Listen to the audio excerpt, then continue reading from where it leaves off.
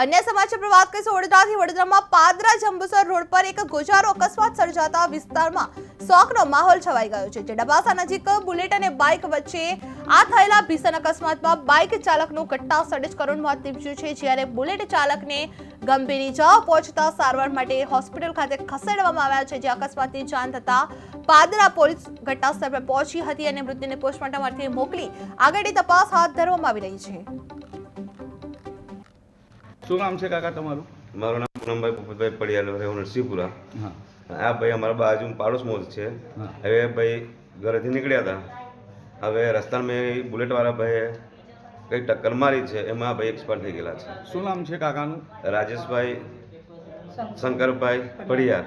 Accident ક્યાં આગળ થયો? હવે ઋષિ કંપની આગળ, ઋષિ કંપનીનો ગેટ ખરો ને ત્યાં આગળ એપિકોલ આગળ આ ભાઈ કઈ ગાડી પર હતા? બાઇક હતી।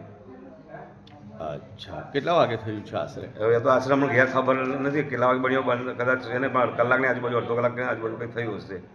બીજા કોઈને વાગ્યું છે? એ તો સાહેબ અમને કોઈ ખબર જ નથી કે